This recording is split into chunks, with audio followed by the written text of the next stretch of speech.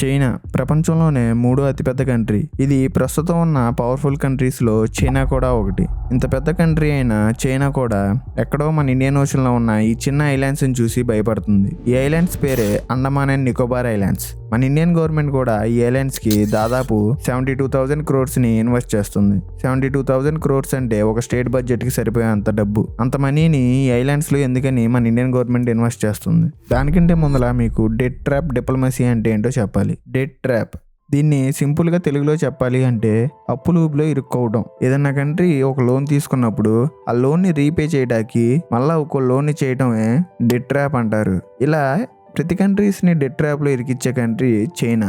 అది ఎలా చేస్తుందో చెప్తాను వినండి. చైనా ఏదైనా కంట్రీకి లోన్ ఇచ్చినప్పుడు ఆ కంట్రీ చైనా నుంచే వర్కర్స్ని మెటీరియల్స్ని ఇంపోర్ట్ చేసుకోవాలి. ఏదైతే ఆ కంట్రీ ప్రాజెక్ట్ టేక్ ఓవర్ చేస్తుందో డ్యామ్స్ కడతాం కానీ హైవేస్ కానీ పోర్ట్స్ కానీ ఆ కాంట్రాక్ట్ అనేది చైనాకి సంబంధించిన కంపెనీస్కే ఇవ్వాలి. ఇలా చైనా ఇచ్చిన డబ్బు తిరిగి చైనాకే రిటర్న్ వెళ్తుంది. ఇదే కాక అక్కడి నుంచి వచ్చిన వర్కర్స్కి ఇక్కడ ఎంప్లాయ్మెంట్ వస్తుంది. అక్కడి నుంచి మెటీరియల్స్ ఇంపోర్ట్ చేసుకోవడం వల్ల చైనాలో ఉన్న కంపెనీస్కి లాభం వస్తుంది. కానీ చివరాఖరికి ఈ లోన్స్ మటుకి ఈ కంట్రీసే తిరిగి చైనాకి రీపేమెంట్ చేయాలి. అయితే దీనివల్ల మన భారతదేశానికి వచ్చిన నష్టం ఏంటని మీరు అనుకోవచ్చు. అక్కడికే వస్తున్నా. 2015లో చైనాకి సంబంధించిన ఒక కంపెనీ పాకిస్తాన్లో గ్వాదర్ పోర్ట్ని కట్టింది.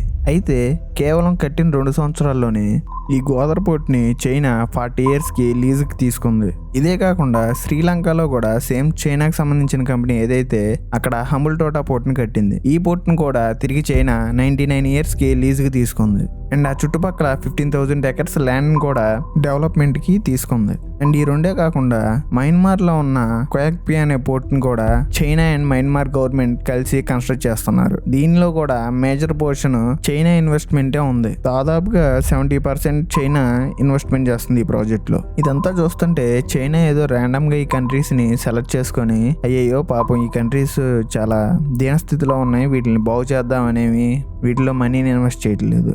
చైనా ఒక పర్పస్ఫుల్ ప్లాన్తోనే కేవలం ఈ కంట్రీస్లో ఉన్న పోర్ట్స్ మీదే ఇన్వెస్ట్మెంట్ భారీ మొత్తంలో చేస్తుంది.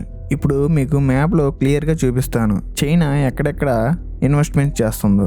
అప్పుడు మీకు క్లియర్ కట్గా అర్థమవుతుంది. మన భారతదేశం చుట్టూరు 3 సముద్రాలు ఉంటాయి. Arabian sea, Indian ocean, bay of Bengal. China ఈ సముద్రాల్లోకి డైరెక్ట్గా ఎంటర్ అయ్యి కంట్రోల్ చేయడానికి వీలు పడదు. ముఖ్యంగా చైనాకు కావాల్సింది ఇండియన్ ఓషన్. అదెందుకో వీడియోలో తర్వాత పార్ట్లో చెప్తాను. మన ఇండియా చుట్టుపక్కలని ఈ సముద్రాలని కంట్రోల్ చేయడానికి ఈ పోర్ట్స్లో భారీ మొత్తంలో ఇన్వెస్ట్మెంట్ చేస్తుంది. పాకిస్తాన్లో ఉన్న ఈ గ్వాదర్ పోర్ట్ అరేబియన్ సీని కంట్రోల్ చేయడానికి హెల్ప్ అవుతుంది. ఇండియన్ ఓషన్ని కంట్రోల్ చేయడానికి శ్రీలంకలో ఉన్న హంబుల్టోటా పోర్ట్ హెల్ప్ అవుతుంది. బే ఆఫ్ బెంగాల్లోకి ఎంటర్ అవడానికి మయన్మార్లో ఉన్న ఈ కోయాక్పి అనే పోర్ట్ హెల్ప్ అవుతుంది. ఇప్పుడు ఫ్రీగా చైనా దాని ఒక నేవల్ ఫ్లీట్ని సబ్మెరీన్స్ని మన ఇండియా చుట్టుపక్కల సరౌండింగ్స్కి తీసుకొచ్చుకొని పెట్టుకుంటుంది. వన్స్ చైనా ఒక నేవల్ ఫ్లీట్ అనేది మన ఇండియా సరౌండింగ్స్కి వచ్చింది అంటే మన ఇండియా చేసే మిసైల్ టెస్ట్లు, shipping routes, naval routes China వీటిలన్నిటి మీద నిఘా వేసి ఉంచడానికి ఈ పోర్ట్స్ అనేవి చాలా హెల్ప్ అవుతాయి. అందుకనే చైనా స్ట్రాటజిక్గా ఈ ఎకనామిక్గా వీక్గా ఉన్న కంట్రీస్ని టార్గెట్ చేసుకొని ఆ కంట్రీస్లో డెవలప్మెంట్ చేస్తాకి ముందుకు వచ్చింది. ఆల్రెడీ పాకిస్తాన్ అండ్ శ్రీలంక ఎకనామికల్గా కొలాప్స్ అయినాయి. దీనివల్ల ఆ కంట్రీస్ ఎకనామికల్గా ఇక్కడ చాలా వీక్గా అయినాయి. దీన్ని అడ్వాంటేజ్గా తీసుకున్న చైనా ఈ కంట్రీస్ తీసుకున్న అప్పుని ఎలాగో తిరిగి కట్టలేవని తెలిసి కూడా ఈ భారీ మొత్తంలో లోన్స్ అనేవి ప్రొవైడ్ చేసింది. చైనా ఒక ఎండ్ గోల్ ఈ కంట్రీస్ని డెవలప్మెంట్ చేయడం కాదు, ఈ కంట్రీస్ని యూజ్ చేసుకొని మన భారతదేశాన్ని ట్రాప్ చేయడం. చైనాకి మనకి మధ్యన 3,500 kilometers బార్డర్ ఉంది. సో ఈ బార్డర్ దగ్గర నిరంతరం ఏదో ఒక టెన్షన్స్ జరుగుతూనే ఉంటాయి. 2020లో కూడా సేమ్ ఇలాంటి ఒక బార్డర్ డిస్ప్యూటే జరిగింది. సడన్ చైనా సోల్జర్స్ మన ఇండియన్ సోల్జర్స్ మీద అటాక్ చేయడం స్టార్ట్ చేశారు. దీనివల్ల దాదాపు మన ఇండియన్ సోల్జర్స్ 20 మంది దాకా చనిపోయారు. ఈసారి ఫ్యూచర్లో మళ్ళీ ఎప్పుడన్నా ఈ బార్డర్ టెన్షన్స్ అనేవి వచ్చినప్పుడు మన ఇండియా చుట్టుపక్కల ఉన్న సముద్రాలన్నిటికీ చైనాకి యాక్సెస్ ఉంది కాబట్టి చైనా ఒక నేవల్ ఫ్లీట్ని తీసుకొచ్చి మన ఇండియా సరౌండింగ్స్ చుట్టూరు పెట్టేయచ్చు. దీనివల్ల చైనాకి మనని అన్ని డైరెక్షన్స్ నుంచి అటాక్ చేయడానికి ఛాన్స్ ఉంది. ఇది మన భారతదేశానికి మేజర్ థ్రెట్ అవుతుంది. చైనాకి మనకి ఫ్యూచర్లో ఏదైనా కాన్ఫ్లిక్ట్ వస్తే అప్పుడు చైనాదే అప్పర్ హ్యాండ్ అవుతుంది. ఆల్రెడీ చైనా దగ్గర మేజర్ సబ్మెరీన్ ఫ్లీట్ ఉంది. దాదాపు 64 సబ్మెరీన్స్ ఉన్నాయి చైనా దగ్గర. కానీ వీటిని కౌంటర్ చేయడానికి మన దగ్గర కేవలం 19 సబ్మెరీన్సే ఉన్నాయి. మన 2 దేశాల మధ్యన ఏదన్నా ఫుల్ స్కేల్ యుద్ధం కనుక వస్తే చైనాదే అప్పర్ హ్యాండ్ అవుతుంది అండ్ మన భారతదేశానికి భారీగా నష్టం జరగచ్చు. వీటిలన్నిటికి చెక్ పెడతాకి మనకున్న ఏకైక option Andaman and Nicobar islands. ఈ అండమాన్ అండ్ నికోబార్ ఐలాండ్స్ మన ఇండియాకి ఒక స్ట్రాటజిక్ లొకేషన్లో ఉన్నాయి. ఈ అండమాన్ అండ్ నికోబార్ ఐలాండ్స్ని గ్రూప్ ఆఫ్ ఐలాండ్స్ అంటారు. ఇవి మొత్తం 572 ఐలాండ్స్ ఉన్నాయి. ఈ Andaman and Nicobar islands 10 degree ఛానల్తో విడిపోయి ఉంటాయి. ఈ 10 డిగ్రీ ఛానల్కి నార్త్ సైడ్లో ఉన్నది అండమాన్ ఐలాండ్స్, కింద సౌత్ సైడ్లో ఉన్నదేమో నికోబార్ ఐలాండ్స్. ఈ అండమాన్ ఐలాండ్స్ 4 పార్ట్స్గా డివైడ్ అయి ఉంటాయి. North Andaman, middle Andaman, south Andaman, little Andaman. అలాగే నికోబార్ ఐలాండ్స్ ఏమో 3 పార్ట్స్గా డివైడ్ అయి ఉంటాయి. Car Nicobar, little Nicobar, great Nicobar. మన ఇండియన్ గవర్నమెంట్ ఈ ఐలాండ్స్లో స్ట్రాటజిక్గా మిలిటరీ బేసెస్ని ఏర్పాటు చేసింది. INS Kohassa, INS Utkarsh, Car Nicobar air field strip, INS Baaz. Security reasons వల్ల నేను ఎక్కువ మిలిటరీ బేసెస్ని మీకు చూపెట్టలేదు. కేవలం ఈ 4 మిలిటరీ బేసెస్నే చూపిస్తున్నాను, ఎందుకంటే ఇవే పబ్లిక్ డొమైన్లో ఎక్కువగా కనపడినాయి నాకు. ఇవే కాకుండా ఈ ఐలాండ్లో చాలా military bases, navy bases and air field strips కూడా ఉన్నాయి. ఈ మిలిటరీ బేసెస్ అన్ని మన ఇండియా వైపు కాకుండా మన ఇండియాకి ఆపోజిట్ డైరెక్షన్లో ఉన్నాయి. ఇవన్నీ ఈ సీ ఛానల్ వైపుకి పాయింట్ చేస్తున్నాయి. ఈ సీ ఛానల్ని స్ట్రైట్ ఆఫ్ మలాకా అంటారు. ఈ స్ట్రైట్ ఆఫ్ మలాకా అనేది ప్రపంచంలోనే వన్ ఆఫ్ ది స్ట్రాటజిక్ లొకేషన్స్లో ఒకటి. ఎందుకంటే ఎలాంటి షిప్స్ అన్నా ఈ స్ట్రైట్ ఆఫ్ మలాకా ద్వారానే పాస్ అవ్వాలి. అందుకని ఈ మిలిటరీ బేసెస్ అన్ని మన ఇండియాకి ఆపోజిట్ డైరెక్షన్లో ఈ స్ట్రైట్ ఆఫ్ మలాకా వైపు ఉన్నాయి. ఈ స్ట్రైట్ ఆఫ్ మలాకా అంటే ఒక నేరో సీ ఛానల్ అనమాట.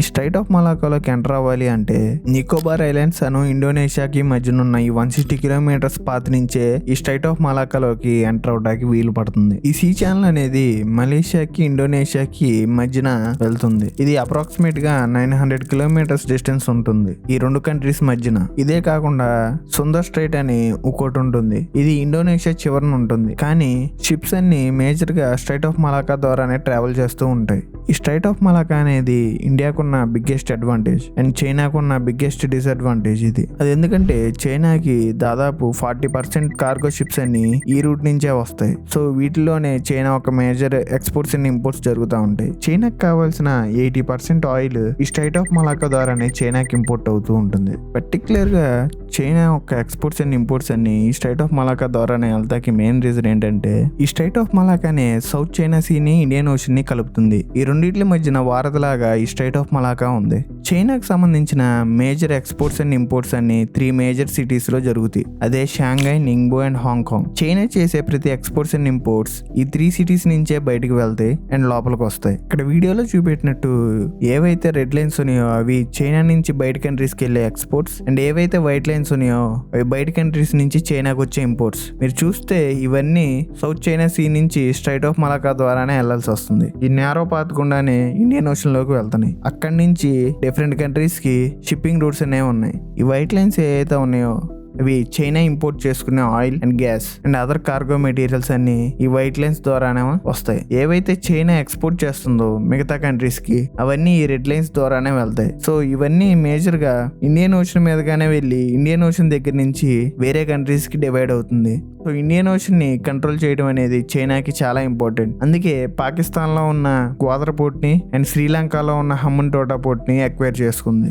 సో వీటితో ఇండియన్ ఓషన్ దగ్గర అట్లీస్ట్ కొద్దిగా చైనా కంట్రోల్లోకి ఉంటుంది ఈ షిప్పింగ్ లేన్స్ అనేవి. పర్టికులర్ గా షిప్పింగ్ కంపెనీస్ అన్ని ఈ షిప్పింగ్ రూట్స్ ని ఎందుకు ఫాలో అవుతాయి అంటే ఓషన్ అనేది చాలా అన్ప్రిడిక్టబుల్ గా ఉంటుంది. సో అందుకని ప్రీ డిటర్మైన్డ్ పాత్స్ ని ఏర్పాటు చేసుకుంటారు. ఈ రూట్స్ నుంచే షిప్స్ అనేవి ట్రావెల్ అవుతూ ఉంటాయి. దీనివల్ల వాళ్ళు తీసుకెళ్లే కార్గోకి కానీ వాళ్ళకి కానీ ఎలాంటి రిస్క్ లేకోకుండా ట్రాన్స్పోర్ట్ చేయొచ్చు. అందుకనే వీళ్ళంతా ఈ ప్రీ డిటర్మైన్డ్ షిప్పింగ్ లేన్స్ నే ఫాలో అవుతూ ఉంటారు. ఇక్కడ చూసుకుంటే మెజారిటీ ఆఫ్ షిప్స్ అన్ని ఈ స్ట్రైట్ ఆఫ్ మలాకా ద్వారానే వెళ్తాయి. ఇది మనకి one of the biggest advantage. ఎందుకంటే ఈ షిప్పింగ్ రూట్స్ అన్ని మన భారతదేశం యొక్క మిసైల్ రేంజ్ లోకి వచ్చేస్తాయి. అవే కాకుండా శ్రీలంకలో ఉన్న పోర్ట్ అండ్ మయన్మార్ లో ఉన్న పోర్ట్ మన అండమాన్ అండ్ నికోబార్ ఐలాండ్స్ లో ఉన్న మిసైల్ రేంజ్ లోకి వచ్చేస్తాయి. ప్రస్తుతం మన భారతదేశం దగ్గర ఉన్న మిసైల్స్ 300 నుంచి 7,000 కిలోమీటర్ల రేంజ్ ఉంది. ఈ డిస్టెన్స్ లో ఎలాంటి టార్గెట్ ఉన్నా అది మన మిసైల్ రేంజ్ కి చాలా ఈజీగా చిక్కేస్తుంది. దీనివల్ల మనకి ఎలాంటి డేంజర్ ఉన్నా అది అండమాన్ అండ్ నికోబార్ ఐలాండ్స్ లో ఉన్న రాడార్ లో డిటెక్ట్ అవుతుంది. సో మనం ఇమీడియట్ గా అటాక్ చేసే కేపబిలిటీ అనేది మనకు ఉంటుంది. ఎప్పుడైతే చైనా మన ఇండియా చుట్టూరు ఇలా ఈ కంట్రీస్ లో పెట్టుబడి పెట్టి మనని ట్రాప్ చేస్తా చూస్తుందని మన ఇండియన్ గవర్నమెంట్ గుర్తించిందో అప్పటి నుంచే మన ఇండియన్ గవర్నమెంట్ ఈ ఐలాండ్స్ లో భారీగా ఇన్వెస్ట్ చేస్తూ ఉంది. 2021లో Indian government great Nicobar island development project ని అనౌన్స్ చేసింది. ఈ ప్రాజెక్ట్ కి అప్రాక్సిమేట్ గా అప్పుడు 72,000 crores ని కేటాయించింది. ఈ ఐలాండ్స్ లో ఇంటర్నేషనల్ ట్రాన్స్షిప్మెంట్ హబ్ ని, ఇంటర్నేషనల్ ఎయిర్పోర్ట్ ని, హై పవర్డ్ సోలార్ ప్లాంట్ ని ఎస్టాబ్లిష్ చేయడానికి అనౌన్స్ చేసింది ఇండియన్ గవర్నమెంట్. ఈ ట్రాన్స్షిప్మెంట్ హబ్ వల్ల యూజ్ ఏంటంటే, ఫర్ ఎగ్జాంపుల్ 2 కంట్రీస్ ఉన్నాయి అనుకుందాం, country A and country B. ఈ 2 కంట్రీస్ ఒక కంట్రీ నుంచి ఒక కంట్రీకి కార్గోని డెలివరీ చేయాలనుకుందాం. అయితే ఇప్పుడు ఈ కంట్రీ ఏ, కంట్రీ బి రెండు వాటి ఒక కార్గో షిప్స్ ని లోడ్ చేసి మొత్తం ఈ డిస్టెన్స్ అంతా కవర్ చేసి ఈ కార్గోని డెలివరీ చేయాలి. అండ్ డెలివరీ చేసిన తర్వాత మళ్ళీ ఈ డిస్టెన్స్ మొత్తం రిటర్న్ రావాలి. ఈ కార్గో షిప్స్ మళ్ళీ ఏ పోర్ట్ లో పడితే ఆ పోర్ట్ లో డెలివరీ చేయటకు కూడా ఉండదు. వీటికంటూ ఒక స్పెషల్ డీప్ సీ పోర్ట్స్ అనేవి ఉంటాయి. కేవలం ఆ పర్టికులర్ డీప్ సీ పోర్ట్స్ లోనే వీటిలో ఒక కార్గోని అన్లోడ్ చేస్తాయి. అదే ఒకవేళ ఈ 2 కంట్రీస్ మధ్యన ట్రాన్స్షిప్మెంట్ హబ్ కనుక ఉంటే ఈ 2 కంట్రీస్ లో ఉన్న షిప్స్ అన్ని వచ్చి ఈ ట్రాన్స్షిప్మెంట్ హబ్ దగ్గర డెలివరీ చేస్తాయి. ఈ ట్రాన్స్షిప్మెంట్ హబ్ దగ్గర నుంచి ఫీడర్ వెజల్స్ లోకి ఈ కార్గోని ఎక్కిస్తారు. ఇవి కార్గో షిప్స్ తో కంపేర్ చేసుకుంటే చాలా చిన్న షిప్స్ అన్నమాట. సో ఈ ఏ పోర్ట్ దగ్గరికైనా వెళ్ళి వీటిలో ఒక కార్గోని డెలివరీ చేయగలం. ఈ ట్రాన్స్షిప్మెంట్ హబ్ ఉండటం వల్ల వేరియస్ రూట్స్ కి ఈ ట్రాన్స్షిప్మెంట్ హబ్ నుంచి ఫర్దర్ గా కార్గోని డెలివరీ చేయడానికి వీలు పడుతుంది. వేరే ట్రాన్స్పోర్టేషన్ తో పోల్చుకుంటే వాటర్ ట్రాన్స్పోర్ట్ అనేది చాలా చీప్ గా అయిపోతుంది. సో దీనివల్ల భారీ మొత్తంలో మెటీరియల్స్ ని ఒక ప్లేస్ నుంచి ఒక ప్లేస్ కి పంపించుకోవడానికి వీలు పడుతుంది. ఇదే కాకుండా ఈ ట్రాన్స్షిప్మెంట్ హబ్ వల్ల భారీ మొత్తంలో ఇండియన్ గవర్నమెంట్ కి రెవెన్యూ వస్తుంది. సింగపూర్ లాంటి ఒక కంట్రీ ఎంటైర్ గా ఈ ట్రాన్స్షిప్మెంట్ హబ్ మీదే ఆధారపడి వాళ్ళ కంట్రీని బిల్డ్ చేసుకుంది. వాళ్ళ కంట్రీకి వచ్చే మేజర్ చంక్ ఆఫ్ రెవెన్యూ మొత్తం